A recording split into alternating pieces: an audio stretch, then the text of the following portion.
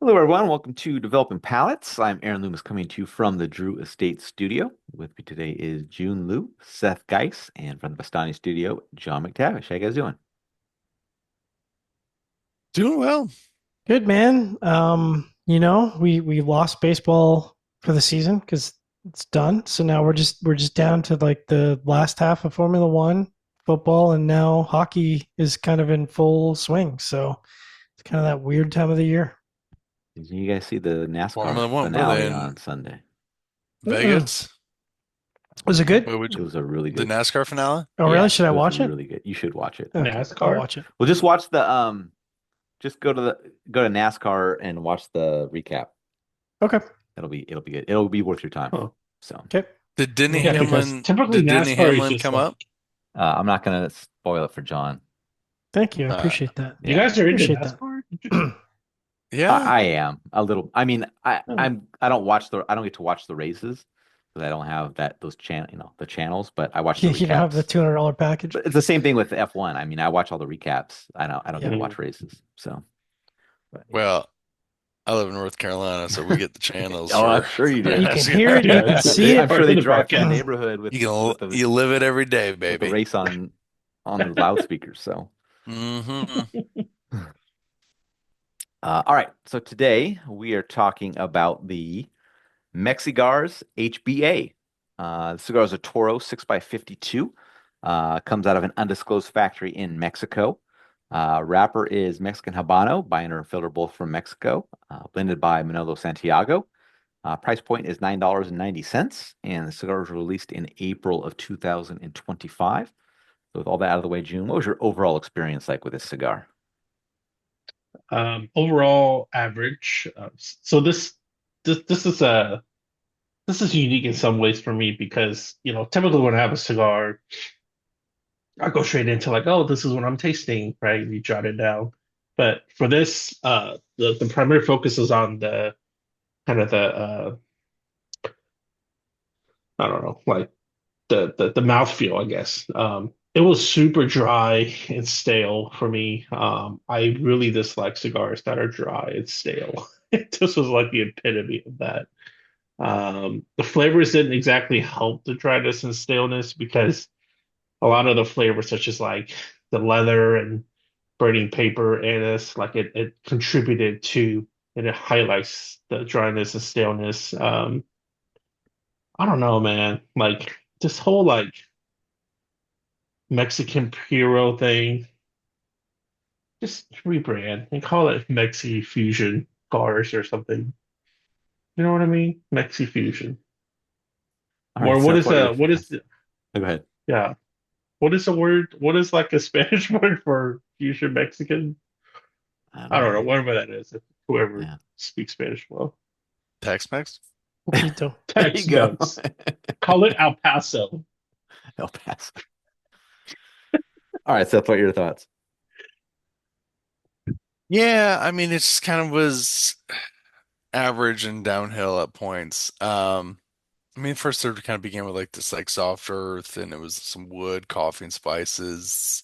There's a sweetness, pepper quality, bits of leather and barnyard, medium in strength and body. The flavor profile kind of just continued from beginning to the end. Burn and draw were about average. It's just, I don't know. I had more thoughts on the cigar and everything about it than actual like notes from the cigar. It's just one Hmm. of those like here we are.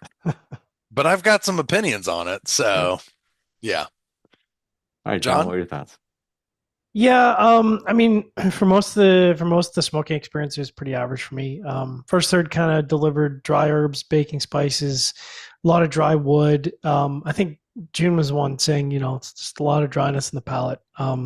Which, like there was some coffee that moved in the retrohale, but I think by that point, my palate is just so overwhelmed by the dryness that it's really hard to appreciate it. There was some creaminess in the second third, but again, tannic dry wood, herbal notes, dry wood in the retrohale, and again the chocolate kind of tried to push in, but it's just it couldn't break into the profile because there's just so much wood and so much dryness.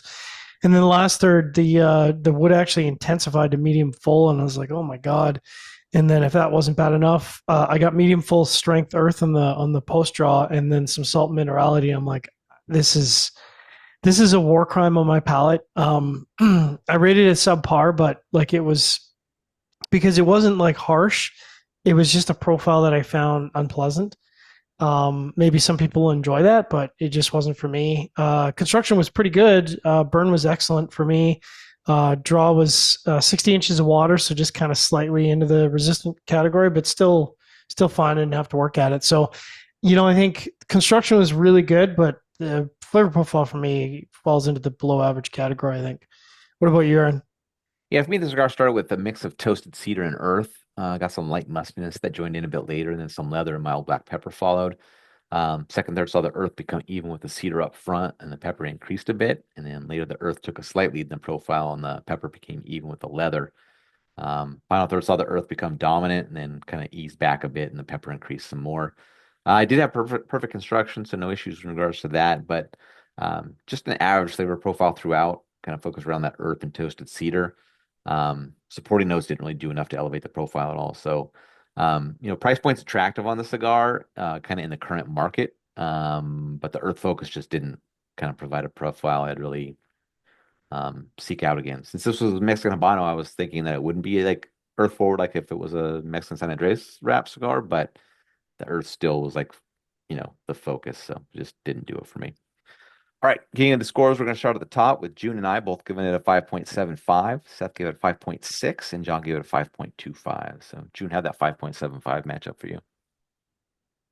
Well, I know I overall rated it like average tasting profile, but it was borderline subpar at times for me. So, Yeah. um, but you know what? I love Mexican food, so I said average. All right. My 5.75 matches up as well. Average flavor profile throughout with perfect construction gets it to that kind of upper five echelon, but not a cigar I'd come back to. Doesn't matter. I mean, price point's good for the market, but it's not what I would consider like. I would consider this more of like a kind of a budget style cigar, but it's not at the budget price I would put, Mhm. that I still kind of classify it as. But yeah. All right, so 5.6. Yeah, it's not a cigar I'd really come back to. Nothing really stood out for me. Um, price was approachable and so forth, but it was just a lacking blend that just never did anything from beginning to end. All right, John, 5.25. Yeah, it matches up well. Below average flavor profile with that last third thrown in there, and then construction didn't really, I don't think really held it back. So this is really just on the flavor profile for me. All right. Any final thoughts from you guys on this one? And it's,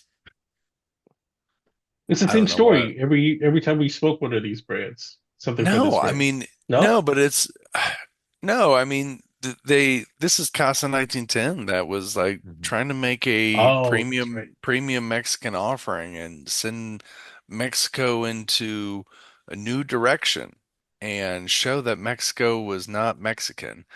And then, which there's nothing wrong with The being Mexican. avocados from So there are quite good. let's be mindful of that. But then they make a budget friendly cheaper option that's Mexican Puro, and it's just like goes against what they've been trying to do, and they make the packaging look fucking stupid. Um, yeah. I mean, am I wrong? No, you're right with the way the company was kind of launched and has maintained itself for since the launch. But yeah, this is How many definitely years? What, 4 years? something like that. Yeah. Yeah. Then they're like, Yeah, oh sounds right. shit. Very nice guys behind this brand. Super Yes, nice they're guys. super Yeah. nice. Yeah. I I, mean, it's, I don't think I've ever. I mean, I've been smoking for quite a while now, and I don't think in any of that time have I had a Mexican Puro that I've enjoyed. I think it's just one of those things where I just don't think the tobaccos come together for me in a way that's particularly engaging. I think there are some countries that can make a mono country blend, but honestly, I think most cigars are going to be better using a multi-country blend, almost universally. Yeah. So,